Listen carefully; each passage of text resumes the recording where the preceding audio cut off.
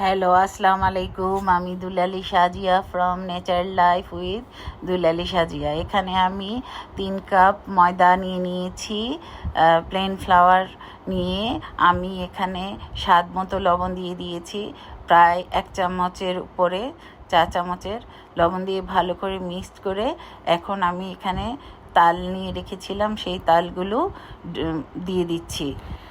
আজকে আমি কি বানাবো নিশ্চয়ই বুঝে গেছেন। হ্যাঁ, আমি আজকে তাল দিয়ে তালের পুলি পিঠা বানিয়ে দেখাবো আপনাদেরকে। আমিও ফার্স্ট টাইম ট্রাই করছি, কারণ নাস্তা পানি আমি এত একটা ভালো জানি না। তবে আজকে বানিয়ে দেখাচ্ছি, কেমন হচ্ছে দেখতে থাকুন। আশা করছি ভালো হবে, তো আপনারা দেখতে থাকুন। এখানে আমি পরিমাণ মতো তাল দিয়ে দিয়েছি, প্রায় 1 কাপের থেকে একটু বেশি লেগেছে ডোটা বানাতে।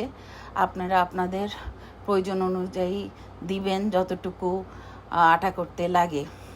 আটাটা ভালো করে মথে আমি এখন রেস্টে রেখে দিচ্ছি, প্রায় 10-15 মিনিটের মতো রেখে আমি ফাঁকে পুর রেডি করছি। এর জন্য আমি 2 কাপ নারকেল কোড়া দিয়ে দিয়েছি। এতে আমি একটু তেজপাতা এবং 2-3টা এলাচের বীজ গুঁড়ো করে নিয়েছি, সেগুলি দিয়ে দিয়েছি এবং হালকা একটু নেড়ে তারপর আমি এতে চিনি দিব, একটু দুধের গুঁড়ো দিব। আপনারা দেখতে থাকুন। কে কোনখান থেকে দেখছেন, যদি আমার ইউটিউব চ্যানেল থেকে দেখেন অবশ্যই আমার চ্যানেলটাকে যদি সাবস্ক্রাইব করে না থাকেন বা লাইক বাটনটা যদি না প্রেস করে থাকেন, প্রেস করে দিবেন আশা করি। এবং যদি আমার ফেসবুক চ্যানেল থেকে দেখেন অবশ্যই ফলো করতে ভুলবেন না এবং কমেন্টস করবেন পুরো ভিডিওটা দেখে কেমন হয়েছে। এখানে আমি প্রায় উঁচু করে 1 কাপ চিনি দিয়ে দিয়েছি এবং 2 টেবিল চামচ দুধের গুঁড়ো দিয়ে দিয়েছি। এতে পুরের স্বাদটা বাড়বে। তো যাই হোক, আমি ভালো করে নেড়ে চেড়ে কষিয়ে নিচ্ছি পুরটা।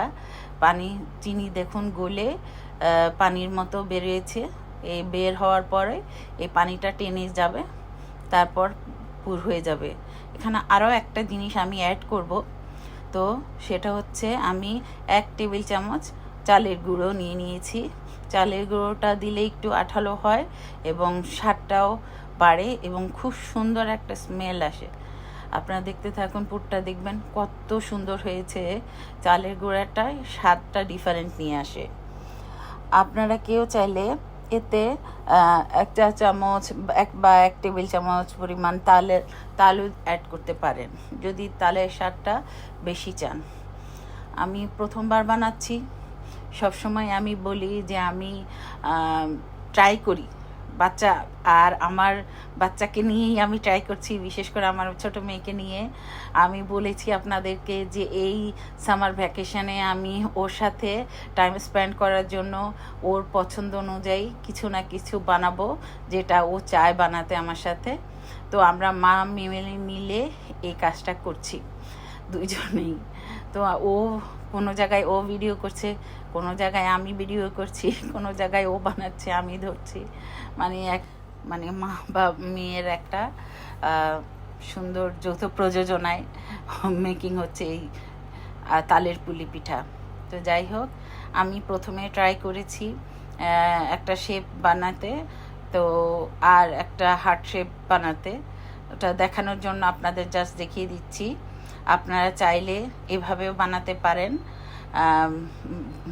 এরপরে আর তার থেকেও সহজ আমার মতো যারা নাস্তা কম পারে বানাতে বা সহজভাবে বানিয়ে নিতে চান, তাদের জন্য একটা ইউনিক বুদ্ধি। এভাবে রুটি বেলে ভালো করে, রুটিটা কিন্তু বেশি মোটাও হবে না, বেশি পাতলা হবে না, নর্মাল যে সাইজ রুটি হয়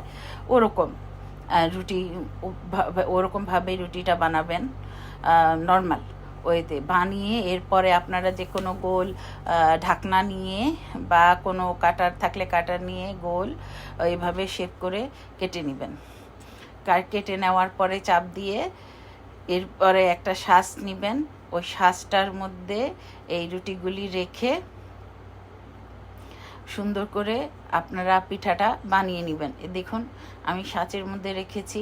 এবার এখানে একটু পুর দিয়ে দিব।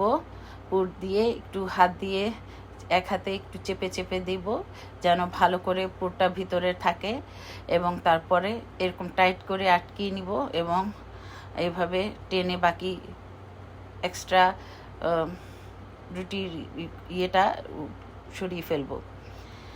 এভাবেই আমার মতে যারা আমার মতো জানে না, নাস্তা বানাতে কম বা জানে, তারা অত ঝামেলা না করে এরকম সাঁচে বানালেই সবচেয়ে বেটার হয় এবং খুব তাড়াতাড়ি অনেক বানিয়ে ফেলতে পারবেন এবং ভালো হবে। তো আমার বন্ধুরা, আপনারা যারা দেখছেন প্লিজ, আমি সবসময় বলি, আবারও বলছি, টেনে ভিডিও দেখবেন না। আমিও টেনে ভিডিও দেখি না, আমি ফুল দেখি। আপনারাও আমাকে সাপোর্ট করবেন, ফুল দেখবেন এবং সবার কাছে আমি চলে যাব।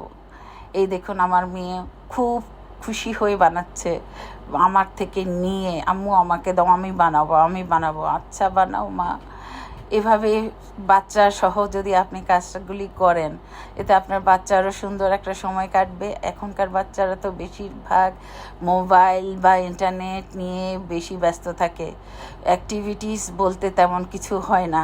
আর সামারে বাচ্চারা ছুটির সময় ঘরে থেকে বোরিং হয়ে যায়, অনেক সময় বর্ষা বাদলের দিন বাইরেও যাওয়া হয় না।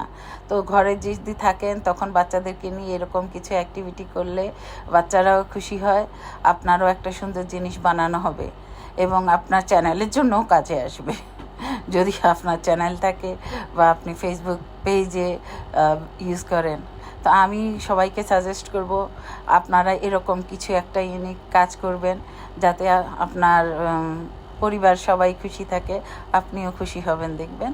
তো আমি এক এক করে তেলের মধ্যে, ডুবো তেলের মধ্যে অনেকটা তেলটা মিডিয়াম আঁচে রেখে পিঠাগুলি পিট করে ভেজে নেব।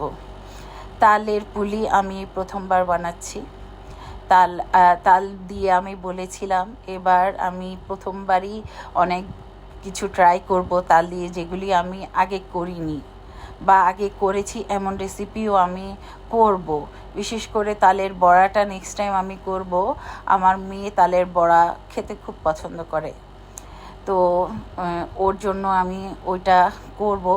ওটা আগেও করে দেখেছি, আপনারাও জানেন, তারপরেও আবারও হয়তো আমি আপনাদের সাথে শেয়ারও করতে পারি, তাই আগেই বলছি। কারণ চাল বর্ষাকালে একবারই আসে, আর এই পিঠাগুলি আমরা এই সিজনে সবাইকে নিয়ে খেতে পারি। কারণ বর্ষার দিন ঘরে বসে থাকে সবাই, এবং ঘরে বসে যদি সন্ধ্যায় এরকম একটা নাস্তা হয় তাহলে মন্দ কি, সবারই তো একটা ডিফারেন্ট জিনিস খেতে ইচ্ছে, ভালো লাগবে এবং সবাই পছন্দ করবে। বিশ্বাস করুন তালের পিঠাগুলি কিন্তু খুবই মজা হয়েছে। দেখুন কতটা সুন্দর হয়েছে। আমি নিজে এত অভিজ্ঞ না, তারপরেও বানিয়ে ফেলেছি, মাশাল্লাহ খুব ভালো হয়েছে খেতে। আপনারা অবশ্যই একবার হলেও বাসায় ট্রাই করবেন। ঝটপট নিমেষে খুব ইজি ওয়েতে এই পিঠাগুলি বানিয়ে ফেলা যায়। দেখুন কতটা সুন্দর হয়েছে পিঠাগুলো। আমি আপনাদেরকে একটা ভেঙে দেখাচ্ছি। মাশাল্লাহ অনেক সুন্দর হয়েছে এবং অনেক সুস্বাদু হয়েছে। আল্লাহ হাফেজ।